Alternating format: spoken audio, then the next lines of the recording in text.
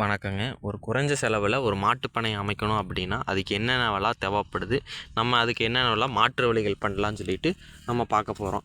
எனக்கு தெரிஞ்சதையும், நான் வந்து நமக்கு தெரிஞ்ச கட்டட வேலை செய்கிறவங்களையும் பயன்படுத்தி, என்னென்னவெல்லாம் பட்ஜெட் எல்லாம் போட்டு சில விஷயங்களை கால்குலேஷன் பண்ணி வச்சுருக்கிறேங்க. இந்த மாதிரி ஒரு மாட்டுப்பண்ணை அமைக்க என்னென்னவெல்லாம் தேவைப்படுதுங்கிறத கொஞ்சம் கொஞ்சமாக நம்ம பார்க்கலாங்க. வணக்கங்க. நான் உங்களுடைய சபரி. பார்த்துட்டிங்கன்னா, குறைஞ்சபட்ச இடம் அப்படி வசதி ரொம்ப சிட்டியில் இருக்கிறவங்களா இருந்துச்சுன்னா, குறைஞ்ச இடத்துலையே வந்து மாட்டுப்பண்ணை அமைக்கலாம்னு சொல்லிட்டு ஒரு ஆசை இருக்கும். அது மாதிரி தான் எனக்கும் இருந்துச்சு. எங்கள் ஊரில் எனக்கு இடம் இருக்குது. அதனால் நான் பண்ணிகிட்ருக்கேன். ஒரு 10 சென்ட், அதிகபட்சம் 10 சென்ட் இருந்தாவே போதும். ஒரு மாடு கட்டுறதுக்கு தேவைப்படுற இடம் அப்படின்னு பார்த்தீங்கன்னா, ஒரு 3 சென்ட் இருந்துச்சுன்னா போதுங்க. 3 சென்ட்டில் இந்த மாதிரி ஒரு மாட்டுப்பண்ணை அமைக்கலாம். 3 சென்ட்டில் மாடு இந்த பக்கம் லைனாக இந்த பக்கம் ஒரு 10 மாடு, அந்த பக்கம் ஒரு 10 மாடுன்னு 20 மாடு நீங்கள் கட்டிக்கலாம். இந்த மாதிரி நடுவால் வந்துட்டு தண்ணி போகிற வசதியோடு செஞ்சு பண்ணிங்க அப்படின்னா, ஒரு 3 சென்ட்டில் பட்ஜெட்டுன்னு பார்த்தீங்கன்னா, உங்களுக்கு ஒரு 2.5 லட்சத்துலேருந்து ஒரு 3 லட்சம் வரைக்கும் அதிகபட்சம் செலவாகலாம். 3 லட்சத்துக்குள்ளே 3 சென்ட் இடத்துல கீழே ஃபுல்லாக காரை போட்டு மேலே பில்லர்களை ஆங்கில் மேலே ஏற்றி விட்டு மேலே நீங்கள் சாலையும் போடலாம். சாலை போட்டிங்கன்னா உங்களுக்கு காசு கம்மியாக இருக்கும், கூலிங்கும் நல்லாயிருக்கும். அப்படி இல்லைன்னா நீங்கள் வந்து கூலிங் ஷீட்டை போட்டு விட்டு உள்ளுக்குள்ளே சாலை போட்டு ஸ்ப்ரேயர் வச்சுக்கலாம். ஸ்ப்ரேயர்லாம் நீங்கள் நார்மலாக வாட்டர் ப்ரெஷரில் தானே ஸ்ப்ரேயர் வருது, அதனால் வாட்டர் ப்ரெஷரில் ஸ்ப்ரேயர் வச்சுக்கலாம். அதுக்கு நீங்கள் அதிகபட்ச செலவு பார்த்தீங்கன்னா ஒரு 3 லட்சம் செலவாகும். அதுக்கப்புறம் மிஷின் வந்து மாட்டுக்கு தீவனம் வந்து அறுத்து போடுறதுக்கு வந்து மிஷினெல்லாம் காசு கொடுத்துலாம் வாங்க தேவையில்லை. அதுக்கு நம்ம ஹேண்ட்மேக்கடு தனியாக வந்துட்டு நம்ம வாசல் பில்லை வச்சு அதில் சுற்றி அடித்தே இது பண்ணிக்கலாம். அதுக்கு என்னங்க ஒரு 5000லேருந்து அவ்வளோதான், ஒரு 5000 அதுக்குள்ளே தான் கம்மியாக வரும். இல்லை 1500லேருந்து 2000 ரூபாய்க்குள்ள வரும். நீங்கள் லேத்தில் சொல்லி கூட செஞ்சுக்கலாம். மிஷினில் வந்து மாட்டுக்கு வந்து தீனி அறுத்து போடுறது 23 மாட்டுக்கு 25 மாடு வளர்த்துறீங்க அப்படின்னா அது கண்டிப்பாக மிஷின் வாங்கி தான் ஆகணும். நீங்கள் நார்மலாக ஸ்டார்டிங்கில் போய் பண்ண போகிறீங்க அப்படின்னா அதுக்கு நம்ம கையிலேயே கூட வெட்டிக்கலாம். அருவாள் எடுத்து நம்ம ஒரு மாடு வளர்த்துற மாதிரி இருந்துச்சுன்னா கையில் வெட்டிக்கலாம். ஒரு 10 மாடு 20 ஒரு 10 மாடுக்கு மேலே இருக்குது அப்படின்னா அதுக்கு நம்ம வந்து அந்த நம்ம ஹேண்ட்மேக்கடு வந்து அறுக்கிற மாதிரி மிஷின் இருக்குது, அது பண்ணிக்கலாம். அது தேவைப்பட்டால் மட்டும் அதிகபட்சம் எல்லா மாடுமே வந்து உங்களுக்கு ஒரு மாடு வந்து ஒரு நேரத்துக்கு 10 லிட்டர் பாலுக்கு மேலே கறக்குது அப்படிங்கிற மாதிரி இருந்துச்சுன்னா நீங்கள் வந்து அந்த மிஷின் வாங்கி அறுத்துக்கலாம். அதுக்கப்புறம் பால் கறக்கிறதுன்னு பார்த்தீங்கன்னா ரொம்ப கஷ்டம். ஒரு சின்ன ஒரு கையில் புண்ணு இருந்தால் கூட பால் கறக்கிறது ரொம்ப கஷ்டமாக இருக்கும்.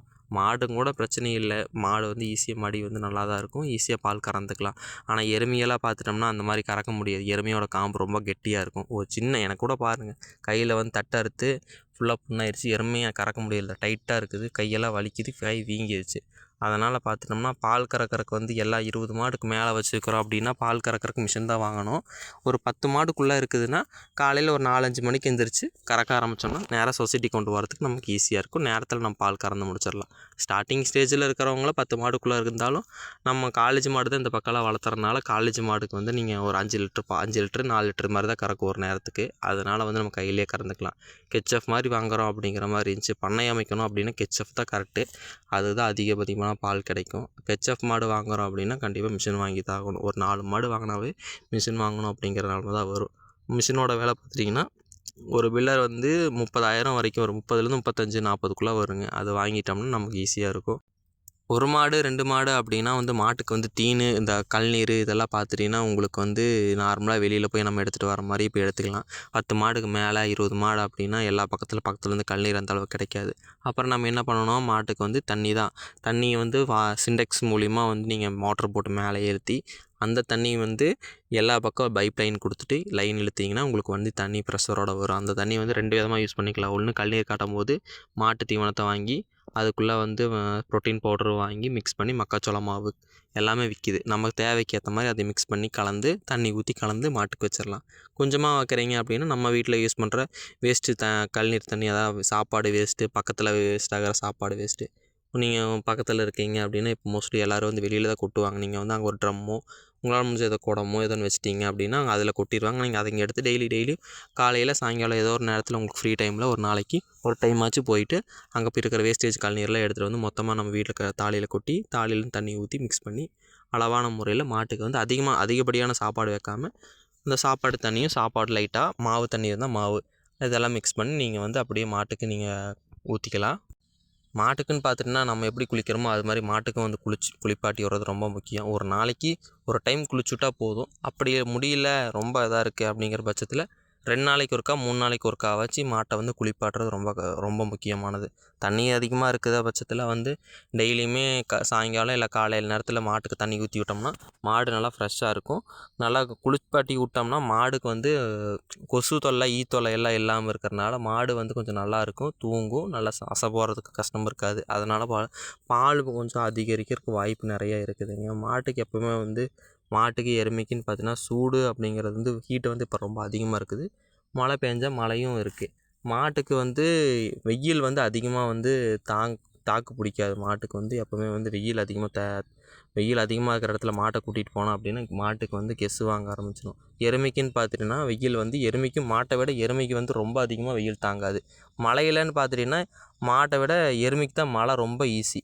அதாவது எப்படின்னா வந்து மழையில் வந்து எருமை மேலே மழை பெஞ்ச மாதிரி இருக்கிறேன் அப்படின்னு சொல்லுவாங்கள்ல, அது மாதிரி மழை அப்படி வந்துச்சுன்னா எருமைக்கு அப்படியே விட்டுறலாம், அது எந்த பிரச்சனையும் பண்ணாது. ஆனால் மாட்டுக்கு வந்து ஜலதோஷம் பிடிச்சிடும், சளி பிடிச்சிரும். மாட்டை வந்து வெயிலையும் அதிகமாக வைக்கக்கூடாது, மழையிலையும் அதிகமாக வைக்கக்கூடாது. எருமை மட்டும் வளர்த்துறோம் அப்படின்னா எருமைக்கு வெயில் சுத்தமாக ஆகாது. எருமையோட தோல் வந்து ரொம்ப கெட்டியாக இருக்கும். அதனால் வந்து எருமையை வெளியில் வச்சுருந்தோம்னா எருமைக்கு ஒத்துக்காமல் போயிடும். அதனால் எருமைக்கு வந்து எவ்வளோ மழையாக இருந்தாலும் பிரச்சனை இல்லை. மழையில் கூட சேத்துக்குள்ளே சகதிக்குள்ளே ஆற்றுக்குள்ளேன்னு எல்லா பக்கம் எருமை போகும். மாடு அந்த பக்கம் வந்து ஒரு அளவான இது தான், வெயிலும் அதிகமாகாது மழையும் அதிகமாகாது, ஒரு நீட்டான இடத்துல வச்சுருக்கணும்.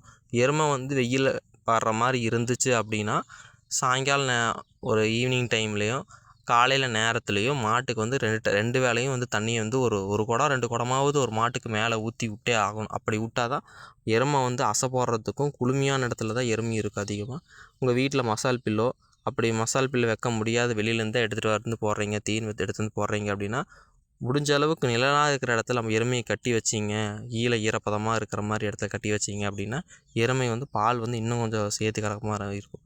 ஒரு மாடு எருமை அப்படின்னு பார்த்துட்டிங்கன்னா மாட்டை விட எருமை பால் கம்மியாக தான் கறக்கும். ஆனால் எருமை பால் வந்து ரேட்டு அதிகமாக போகும், மாட்டுப்பால் ரேட்டு கம்மியாக போகும். இதுக்கு கம்பேர் பண்ணும்போது கெச்சப் மாடு அந்த மாதிரி அதிகமாக பால் கறக்கிற மாதிரி மாடு வாங்கிட்டீங்க அப்படின்னா பாலும் அதிகமாக இருக்கும், அதுக்கேற்ற மாதிரி காசும் அதிகமாக இருக்கும் மாட்டில். எந்த மாதிரி எருமையாக இருந்தாலும் பால் அதிகபட்சம் 4 லிட்ரு 5 லிட்ரு அவ்வளோதான் கறக்கும். அதுக்கு மேலெலாம் கறக்காது. 4 லிட்ரு 5 லிட்ரு எல்லாம் இந்த பக்கம் எல்லாம் அது மாதிரி தான் கறக்குது. 5 லிட்டருக்கு மேலே அப்படிங்கிற பட்சத்தில் நல்ல ப்ரீடு எருமை, தீனும் நிறையா இருக்கும். அவங்க வீட்டில் ஒரே ஒரு எருமை 2 எருமை அது மாதிரி தான் இருக்கும். தீனு, மசால் பில்லு, தட்டு, சோகன் எல்லாமே போட்டே இருப்பாங்க. உலர் தீவனம், அடர் தீவனம் எல்லா தீவனம் அதிகமாக போட்டிருந்தா 5 லிட்ரு பால் எருமை பால் அவ்வளோதான். அதுக்கு மேலாம் இப்போ எருமை வந்து அதிகமாக கறக்காது. எருமைக்கு மாட்டுக்கெல்லாம் மேட்டு வாங்கி போட்டு அதில் படுக்க வைக்கிற மாதிரி நிறைய வீடியோ போடுவாங்க ஆன்லைனில். எருமை மாடெல்லாம் பார்த்துட்டிங்கன்னா வந்து கீழே மண்ணில் படுக்காமல் இதில் படுத்தால் தான் மாடுக்கு வந்து நல்லதே, பால் அதிகமாக கறக்கும், மசாஜ் பண்ணுற மாதிரி நிறைய பேர் சொல்லுவாங்க. நீங்களாம் அதை மாதிரிலாம் பயன்படுத்தணுங்கிற தேவையெல்லாம் நமக்கு கிடையாது. மண் தரையாக இருந்தாலும் மாட்டுக்கு எருமைக்கு சுத்தமான இடமா இருந்தால் போதும். கீழே வந்து நம்ம கூட்டி விட்டு ப்ளீச்சிங் பவுடர் தண்ணியை வந்து தெளித்து விட்டு உண்ணி வராத மாதிரி நம்ம நிலத்தை பார்த்துக்கிட்டோம்னாவே அதுவே பாரம்பரிய முறைப்படி அதுவே நமக்கு வந்து மாட்டு யூரின் வந்து சத்து தானே, அதுவே மண்ணில் இருக்கிறனால நம்ம அதிலேயே படுக்க வைக்கலாம், தப்பே கிடையாது. பண்ணி வச்சாலும் 2 நாளைக்கு ஒருக்கா மாட்டை கழுவி விட்டே இருந்தோம்னா நமக்கு அதுவே போதும். நீங்கள் நம்ம மேட்டெல்லாம் வாங்கியெல்லாம் போடணுங்கிற ஒரு இதெல்லாம் தேவைப்படாது. மாட்டுக்கு வந்து சுற்றியும் மரம் இருக்கிற மாதிரி வச்சுருந்தோம் அப்படின்னா மாடு எருமை வந்து மேய்ஞ்சிட்டு அதுக்கு சொறியணும் அப்படின்னு தேவைப்பட்டுச்சுன்னா அதில் போய் சொரிஞ்சுக்கும். அதுதான் தேவை. மேட்டுக்கு தேவைப்படுது, மசாஜ் பண்ணி விட்றோம் அப்படிங்கிற மாதிரிலாம் பண்ணோம்னா அதுலலாம் பூச்சி தொந்தரவெல்லாம் அதிகமாக இருக்குது. மழை வெயிலெல்லாம் வந்துகிட்டே இருக்கும், நம்ம மேட்டை வந்து அடியில் போட்டிருப்போம். அப்போ என்ன ஆகும், பூச்சி பூரானோ இதெல்லாம் வந்து அடியில் பூந்து மாட்டுக்கு தேவையில்லாத ஒரு விஷத்தாக்குதல் ஏற்படுத்துகிற மாதிரி தான் அந்த மேட்டை அதிகமாக பயன்படுத்துகிறாங்க. நம்ம காரை போட்டோம் அப்படின்னாவே அடுத்தறைக்கு காரை போட்டோம் அப்படின்னாவே காரை போட்டிருக்கிறது வந்து சொரசொரப்பான காரை போடக்கூடாது. ஒரு அளவாக லிமிட்டாக இருக்கிற மாதிரி தான் காரை போடணும். மாட்டுக்கு வந்து அந்த காரையால் வந்து உடல் குத்துதோ இல்லை கால் தேஞ்சு போயிடும். மாடை வந்து நீங்கள் சப்போஸ் வந்து ரீசேல் வேல்யூ இருக்கான்னு பார்ப்போம்ல எல்லாத்துலேயுமே. மாட்டை ஒரு பக்கம் நீங்கள் விற்கிறீங்கனாலுமே காலை பார்ப்பாங்க, நகத்தை பார்ப்பாங்க. அதிகமாக தேஞ்சிருச்சுன்னா ரேட்டு வந்து கம்மியான விலைக்கு எடுத்துக்குவாங்க. காரையில் நீங்கள் அதிகமாக கட்டி வச்சுருக்கீங்க, நெகமால் தேஞ்சு போச்சு, நடக்கும்போது மாடு வந்து நல்லா நடக்காது அப்படின்னு சொல்லுவாங்க. அதனால் மண் தரையே போதும். காரை போட்டு தான் ஆகணும் அப்படிங்கிற பட்சத்தில் நான் சொன்ன பற்றி அந்த 3 லட்ச ரூபாயில் போடுறீங்க அப்படின்னாலும் காரை வந்து அதுக்கேற்ற மாதிரி ஒரு அளவாக லெவலில் போட்டுறணும். அதிகமாக தேய்மானம் இருக்கிற மாதிரி வந்து காரை போடக்கூடாது. வேறு வந்து நம்ம மாட்டோட சாணம் அப்படின்னு பார்த்திங்கன்னா நல்லா ஈரமாக இருக்கிற இடத்துல வைக்காமல் நல்லா ட்ரையாக இருக்கிற இடத்துல நல்லா வெயில் படுற இடத்துல வச்சிட்டோம்னா அதனால் வந்து பூச்சி கொசு இதெல்லாம் கூட வராது. நல்லா சாணி வந்து நல்லா காஞ்சிச்சுன்னா கூட ரேட்டுக்கு போகும். எடுத்ததுமே நம்மளால் வந்து 70,000 80,000 கொடுத்து ஹெச்எஃப் மாடெல்லாம் வாங்க முடியாது. காலேஜ் மாடுன்னு பார்த்தீங்கன்னா இங்கே வந்து 27,000லேருந்து 50 ரூபா அதிகபட்சம், 40 45,000 50,000 அதிகபட்சம். அது வந்து சினையாக இருந்துச்சுன்னா 50,000 வரைக்கும் போகும். 40,000 30,000 ரொம்ப மாடு இதாக இருக்குது அப்படின்னா 27 28 அந்த மாதிரி. நல்லா பால் கறக்கிற மாடு அப்படின்னு பார்த்தோன்னா 35 ஆவரேஜாக ஏற்றவும் இல்லாமல் இறக்கவும் இல்லாமல் 35,000 நம்ம வாங்கிக்கலாம். அதுவே ஹெச்எஃப் மாடு அப்படின்னு பார்த்தீங்கன்னா நார்மலாகவே நமக்கு சந்தையில் போய் 70,000 விற்கிறாங்க, 70,000 80,000 விற்கிறாங்க. நீங்கள் அந்த மாதிரி மாட்டை போய் வாங்குறதுக்கு கட்டுத்தரையில் நார்மலாக ஒரு மாடு 2 மாடு இருந்தால் போதும். அப்படின்னா நல்லா சட்டை மாடு கருப்பு வெள்ளை சேர்ந்த மாதிரி இருக்கிற மாடு உங்களுக்கு பிடிச்சிருந்தா மாட்டோட வெயிட்டு அதுக்கேற்ற மாதிரி வந்து ஹைட்டு பார்த்து நீங்கள் வந்து மாட்டோட சுழி எல்லாமே பார்த்து மாடு வந்து வெயிலில் கட்டி வச்சா அந்த மாடு வந்து அதிகமாக மூச்சு வாங்குதா, நாக்கை வெளியில் ஈட்டி மூச்சு வாங்குதா, இல்லை எப்படி இருக்குது, தண்ணி குடிக்கிற விதம், சாணி போடுற விதம், நடக்கிற விதம் அப்படிங்கிற மாதிரி பார்த்து வாங்குவாங்க எங்கள் வீட்டில். நாங்கள் நார்மலாக போய் மாடு வாங்க போனோம் அப்படின்னா வெயிலில் நிற்க வச்சு எங்கள் பக்கம்லாம் வெயில் அதிகமாக இருக்கும். கட்டுத்தரையில் வந்து நிழலில் இருக்கிற இடத்துலையும் இருக்குது, வெயிலையும் அதிகமாக கட்டி வச்சுருப்போம். மாடு வந்து நல்லா வெயிலில் இருந்தால் கொஞ்சம் நல்லாயிருக்கும், கொஞ்சம் நேரத்துக்கு வெயில் படுற மாதிரி வச்சுருந்தா ஒரு 2 மணி நேரம் வெயில் படுற மாதிரி வச்சுருப்போம். அந்த மாதிரி வெயில் படுற மாதிரி வச்சு மாடு வந்து அதிகமாக மூச்சு வாங்குது அப்படின்னு பார்த்தா அந்த மாடு வாங்க மாட்டோம். ஏன்னா வந்து வாய்ச்சப்ப நோய் சில பக்கம் வந்துச்சு. எங்கள் பக்கம் முதல்ல வாய்ச்சப்ப நோய் வந்துச்சு. அந்த வாய்ச்சப்ப நோய் வந்து அதுலேருந்து மீண்டு வந்த மாடுகள் பார்த்திங்கன்னா மூச்சு வாங்க அதிகமாக. வெயிலுக்கு நார்மலான வெயில் காலை அதிகாலையிலேருந்து ஒரு 9 மணி வெயில் 8 மணி வெயில் தாங்காது, மூச்சு வாங்க ஆரம்பிச்சிடும். எங்கள் வீட்டில் அவுட்டின்னு ஒரு எருமை இருக்குது, அந்த மாடு இருக்குது. அந்த மாடு பார்த்திங்கன்னா ரொம்ப மூச்சு வாங்க ஆரம்பிச்சிடும். அதெல்லாம் பார்த்திங்கன்னா உயிர் போய் உயிர் வந்தது அப்படிங்கிற மாதிரி கடைசி தருவாயில் மீண்டு வந்தது. அந்த மாடு வச்சுருக்குறோம் அப்படின்னா அது வந்து செல்லமாக வளர்த்தனால வச்சுருக்கோம். மோஸ்ட்லி அது மாதிரி மாடெல்லாம் விற்றுருவாங்க நிறைய பக்கம். நோய் தாக்கப்பட்டு அதுலேருந்து மீண்டு வந்த மாடெல்லாம் வந்து ரொம்ப ரேரு தான். மூச்சு அதிகமாக வாங்க ஆரம்பிச்சிடும். அதுக்கு வந்து சில வைத்தியமெல்லாம் பண்ணி பார்த்தாச்சு. அதுக்குள்ளே வந்து புண்ணு அல்சர் மாதிரி நம்ம உடம்புல எப்படி அல்சர் இருக்கோ அது மாதிரி மாட்டுக்குள்ளே புண்ணு அதிகமாக இருக்கும். அந்த மாடு வந்து வெயிலுக்கு அதிகமாக தாங்காது. மாடு புதுசாக வாங்க போகிறோம் அப்படின்னா கம்மி விலைக்கு கொடுக்குறாங்கன்னா அந்த மாதிரி பார்த்து வாங்க வேண்டியது அவசியம். இப்போ வந்து வாய்ச்சப்ப நோய் கம்மியாக வந்திருக்குது. அந்த மாதிரி வாய்ச்சப்ப நோய் வந்த மாடு அப்படின்னா நீங்கள் கொஞ்சம் கம்மியாக தான் விற்பாங்க. நீங்கள் கம்மியாக விற்கிறாங்கன்னு போய் அதையும் வாங்கக்கூடாது. 80,000 கொடுத்து ஹெச்எஃப் மாடு வாங்க முடியாத பட்சத்தில் வந்து நார்மலாக வாங்கணும் அப்படின்னா நாட்டு மாட்டிலே கிராஸ் ஜெர்சி, காலேஜ் மாடு, கருப்பின மாடுன்னு சொல்லி சட்டை மாடு இதை மாதிரி மாடுங்கள்லாம் இருக்குது. பால் அதிகமாக தரக்கூடியது அப்படின்னா ஜெர்சி, கிராஸ் ஜெர்சி, அப்புறம் பார்த்திங்கன்னா சட்டை கருப்பு, அந்த 2 மாடுமே வந்து பால் வந்து 5 லிட்ரு நார்மலாக எல்லா பக்கமும் கறக்கும். 5 லிட்ரு 6 லிட்ரு அந்த மாதிரி 1 லிட்ரு 5 லிட்ரு கறக்கும். தீன் அதிகமாக போடுற வரைக்கும் 5 லிட்டரு கறக்கும். தீன் ரொம்ப கம்மியாக போட்டோம்னா 3 அந்த மாதிரி தான் கறக்கும். நம்ம தீன் வந்து எந்த அளவுக்கு அதிகமாக போடுறோமோ அந்தளவுக்கு சத்தான உணவு நம்ம எந்த அளவுக்கு அதிகமாக போடுறோமோ அந்த அளவுக்கு நமக்கு வந்து பால் வந்து அதிகமாக தரக்கூடியது. பாலில் வந்து லாபமே இல்லாமல் இருக்கிறனால வந்து எல்லோரும் மாட்டை விற்கிறாங்க. இல்லை ஹெச்எஃப் மாடு அதிகப்படியான மாடுன்னு சொல்லிட்டு அந்த பக்கம் போகிறதுனால ஹெச்எஃப் மாட்டில் வந்து வெறும் பால் வருது வெள்ளையா அவ்வளோதான். அதில் சத்து எஸ்என்எஃப் ஃபேக்டெல்லாம் பார்க்குறாங்க. ஆனால் உண்மையான சத்துன்னு பார்த்தீங்கன்னா அதில் இல்லவே இல்லை. நம்ம இதில் வளரக்கூடிய ஜெர்சி, கிராஸ் ஜெர்சி மாடு, இந்த நாட்டு மாடு, கருப்பு மாடு இதில் வந்து நார்மலாக இருக்கிற நம்ம ஊர் மாடுங்கிறனால வந்து வெயிலுக்கும் வந்து தாங்கணும் அப்படிங்கிறதுக்காக தான் வந்து நாட்டு மாட்டில் கிராஸ் எடுத்து பண்ணியிருக்காங்க.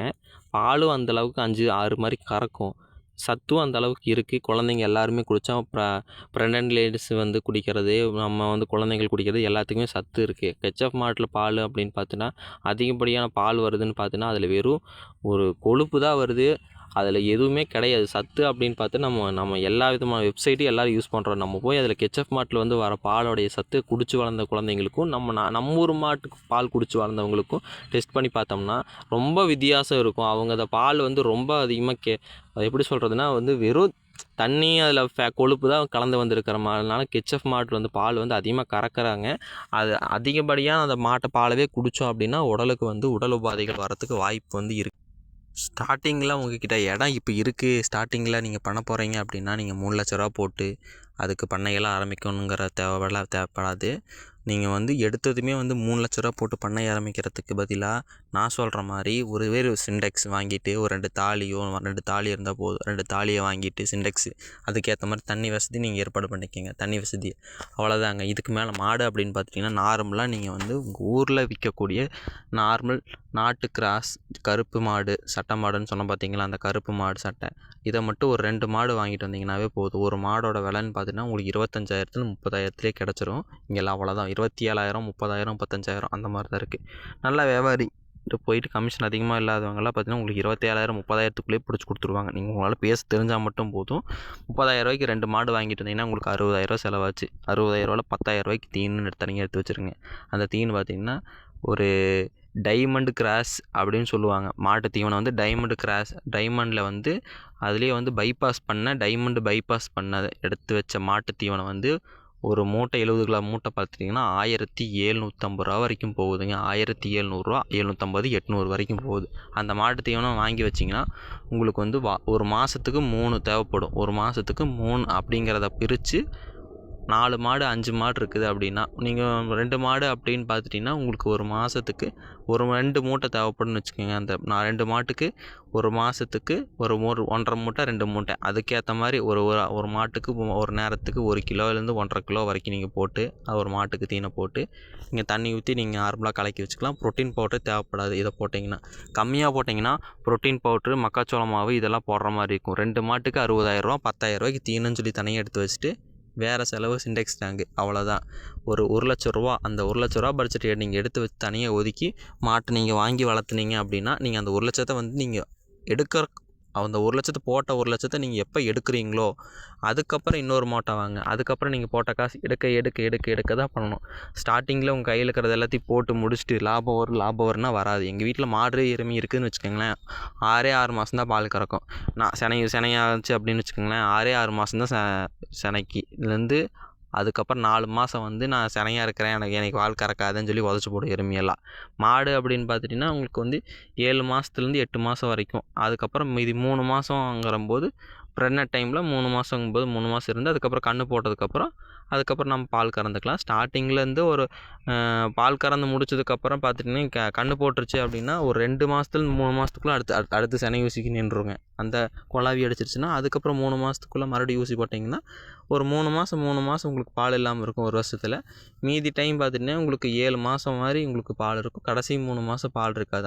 அந்த கடைசி 3 மாதம் உங்கள் மாடு நின்றுச்சு அப்படின்னாலும் நீங்கள் கறக்கக்கூடாது. இங்கே நிறைய பேர் கறப்பாங்க. கறந்துச்சுன்னா சீம்பால் கிடைக்காம போயிடும். கன்றுக்குட்டிக்கு சத்து இல்லாமல் போயிடும். அதிகமாக போடுற மாதிரி இருக்கும். கடைசி 3 மாதம் மாடு எருமை நின்னாலும் நிற்கலினாலும் பால் கறக்கக்கூடாது. எங்களது எருமை 6 மாதம் தான். 4 மாதம் நிற்கவே நிற்காது. 10 மாதத்துக்குள்ள 4 மாதம் நிற்கவே நிற்காது. நீங்கள் அந்த மாதிரி ஸ்டார்டிங் ஸ்டேஜில் நீங்கள் அந்த மாதிரி பண்ண ஒவ்வொரு மாடாக வந்து உங்களுக்கு இன்க்ரீஸ் ஆகிட்டே இருக்கும். போட்ட காசு வரலன்னு சொல்கிறதுக்கு மாடு சம்பாரித்து கொடுத்துச்சு அந்த காசுலேருந்து நான் வந்து மாட்டை வாங்கினேங்கிற கணக்கில் போயிருங்க. வேறு ஏதாவது பற்றி பேசணும் அப்படின்னா கமெண்டில் சொல்லுங்கள். தட்டை இருக்கிற வேலைக்கு நான் போய் தட்டை இருக்க போகிறேன். பார்ட் 2 வேணால் சொல்லுங்கள். நான் கமெண்ட் பண்ணுங்கள். நான் பார்ட் 2 போடுறேன்.